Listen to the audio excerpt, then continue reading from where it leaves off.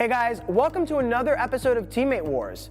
With 4 Grand Prix already in the books, it's time to take a look at the latest scores following the Azerbaijan Grand Prix. At the front of the field, the battle between the Mercedes drivers has swung back in favor of Valtteri Bottas, who also moved back ahead of Lewis Hamilton in the championship with his victory in Baku. Bottas dominated Hamilton over the Azerbaijan weekend, out-qualifying the world champion, holding him off for victory in the race and setting a faster lap. Mercedes' heart rates were probably racing when the Silver Arrows went side by side through the opening couple of corners. But it was a clean fight, with Hamilton left wondering after the race if he could have been more selfish in that battle, which may have cost Bottas places to the chasing cars behind. Switching to the back of the field, Robert Kubica's challenging return to Formula One continues, as he remains the only driver on the grid not to have outperformed his teammate under any of our criteria so far this season. Kubica went into the Baku weekend claiming Williams still hadn't worked out why his car appears to be behaving so differently to Russell's, and he crashed in qualifying, saying afterwards that he needs to leave more of a margin while he lacks confidence with the troubled FW42. Things are all square once again at Toro Rosso, where Alexander Albon edged Daniel Kvyat 2-1 in Baku, despite the Russian star performance to qualifying 6th.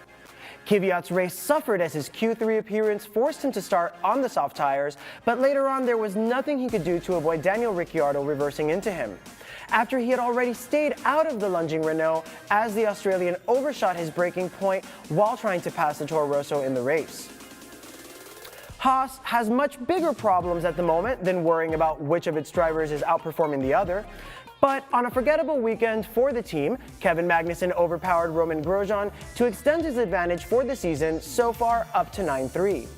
Grosjean was a surprise elimination in Q1 in Baku after lapping a second slower than Magnussen, and in the race neither Haas was able to contend for the points finish. The team hasn't gotten a car into the top 10 since the opening race of the season in Australia. Daniel Ricciardo moves back ahead in the close fight between Renault drivers, who are both struggling to get to grips with the team's 2019 car.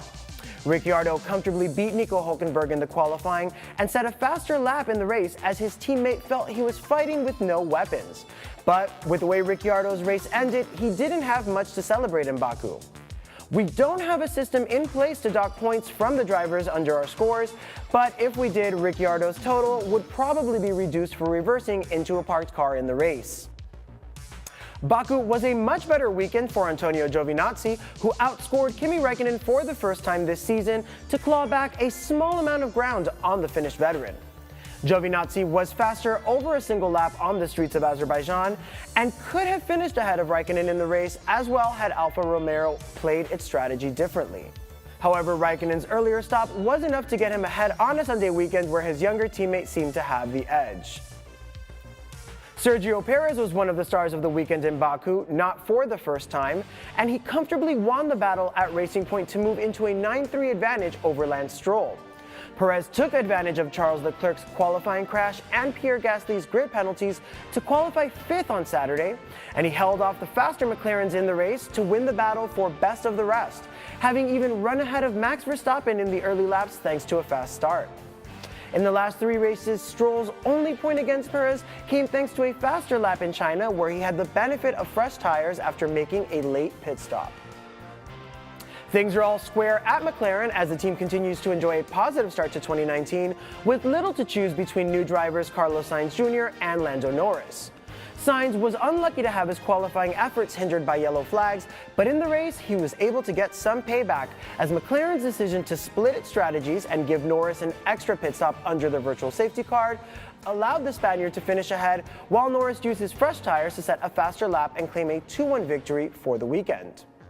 Now, if we ignore Kubica's problems at Williams that have put George Russell so far ahead in the battle, Max Verstappen is the first driver to reach double-digit figures against Pierre Gasly with another dominant performance.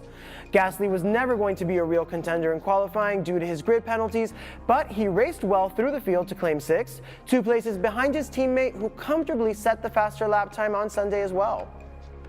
At the Scuderia, Charles Leclerc was the favorite for pole position until his costly crash in Q2, and that error has allowed Sebastian Vettel to pull away to a 7-5 advantage on a weekend where he was clearly the slower Ferrari driver. Leclerc at least managed to salvage a point for fastest lap in the championship and under our scoring system, as Ferrari rolled the dice on a late extra pit stop to take fresh tires. As always, be sure to stay tuned to Autosport.com and Motorsport.com for all the latest in the build-up to the next race and for our next episode of Teammate Wars. I'm Nicholas Pinheiro, and thank you for watching.